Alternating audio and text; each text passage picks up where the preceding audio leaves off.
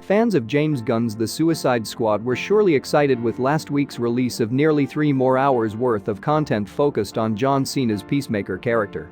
Inside of only 2 nights, Peacemaker has already offered fans well over double the amount of screen time the character received in The Suicide Squad. While the first season of Gunn's Peacemaker will ultimately be comprised of a whole 8 episodes, HBO Max is releasing only a single episode a week for the remainder of the first season's run.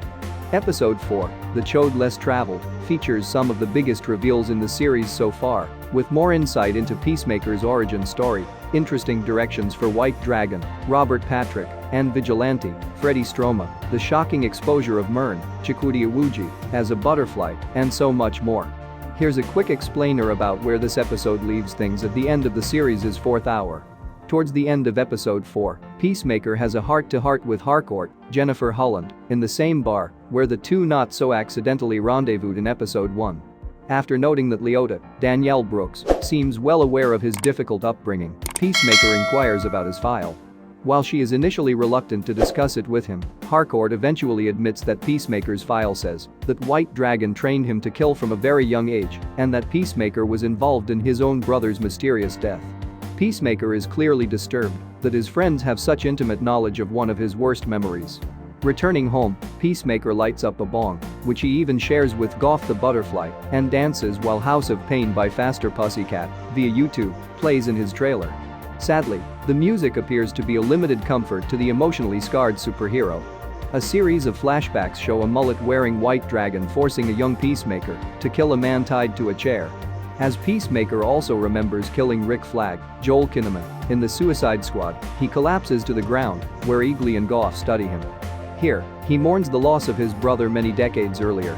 In the 1988 4-issue comic book series that inspired parts of the TV series, Peacemaker's backstory is quite different, but there are also some definite commonalities. Though the comic Peacemaker's father is a former Nazi commandant of a concentration camp, instead of a US-born white supremacist extremist, his failure to adequately act as a father to Peacemaker also haunts Peacemaker's life on a daily basis, just as White Dragon's poor parenting does in this episode. Episode 4 is where we see Leota's natural ability as an intelligence officer shine. Because White Dragon has become such a haunting force in Peacemaker's life, Leota subtly suggests that Vigilante murder the white supremacist leader. Her skill at manipulating Vigilante to do her bidding is markedly reminiscent of that of her mother, Amanda Waller, Viola Davis. However, Leota's skills go well beyond the manipulation of a psychopath like Vigilante. Upon returning to the team's headquarters, Leota and Peacemaker discover the judo master, Nutla, has escaped, incapacitated Johnny Konomos, Steve A.G., and is on the run. Peacemaker engages judo master in a fight, but the martial arts master is suddenly gunned down by Leota. While Leota is unable to pull the trigger on a former Secret Service agent in episode 3, the lectures from Harcourt would appear to be making a difference in her willingness to kill. We have to imagine her mother would be pleased by this development, but it's not even Leota's most important moment of the episode. As the episode comes to a close, Leota is seen working late at the team headquarters when she suddenly recognizes the logo of a bottling company named Glantai on a bulletin board from the home of Senator Royland Goff.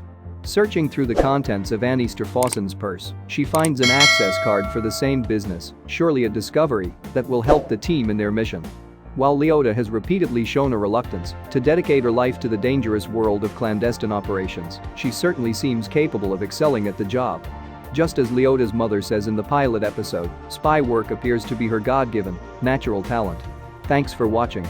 Please subscribe our channel.